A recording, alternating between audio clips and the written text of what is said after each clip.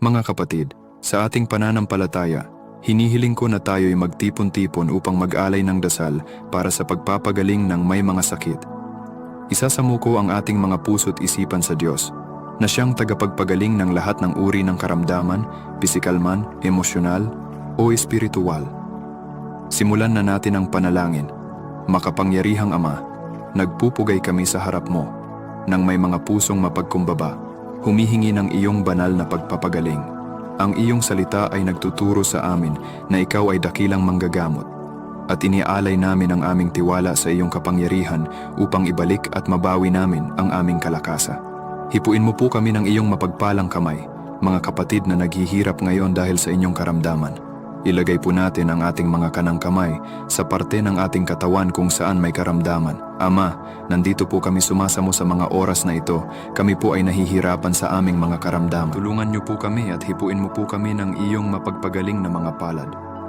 Ayon sa iyong mga salita sa aklat ng Isayas, Kabanata 53, versikulo 5, ang salita ng Diyos. Ngunit dahil sa ating mga kasalanan kaya siya nasugatan, siya ay binugbog dahil sa ating kasamaan.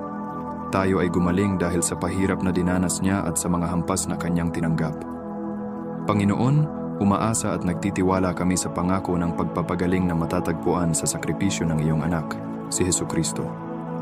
Naniniwala kami sa kapangyarihan ng kanyang mga sugat na magdudulot ng pagbawi sa aming mga katawan, isipan at espiritu.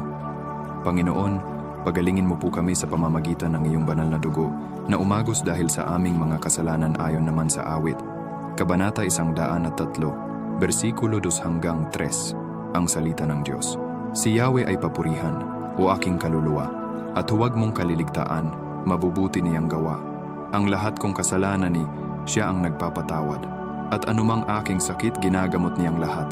Panginoon, dahil sa aming mga kasalanan kaya kami ay nagkaroon ng karamdaman. Panginoon, humihingi kami ng kapatawaran sa aming mga kasalanan. Patawarin niyo po kami at pagalingin sa aming mga karamdaman. Nagpapasalamat kami, Panginoon, sa iyong sagana at habag at sa pangako ng pagpapagaling na nagmumula sa iyong kapatawaran. Naway yakapin ng iyong pagpapagaling ang bawat bahagi ng aming pagkatao. Jeremias, Kabanata 37, versikulo 17, ang salita ng Diyos. Ibabalik ko ang kalusugan mo at pagagalingin ang iyong mga sugat. Kayo'y tinawag nilang mga itinakwil, ang Zion na walang nagmamalasakit. Sa mga oras ng kahinaan at paghihirap, ipinagtataguyod namin ang iyong pangako na ibalik kami sa kalusugan. Iniharap namin sa iyo ang aming mga karamdaman na may tiwala na ang iyong kamay ng pagpapagaling ay makapangyarihan at maawain.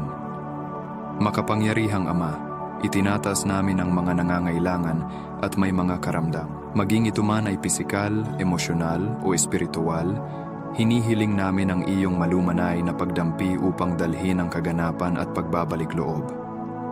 Iniaalay namin ang aming sarili sa iyong kalooban na batid namin na ang iyong mga paraan ay mas mataas kaysa sa aming mga paraan.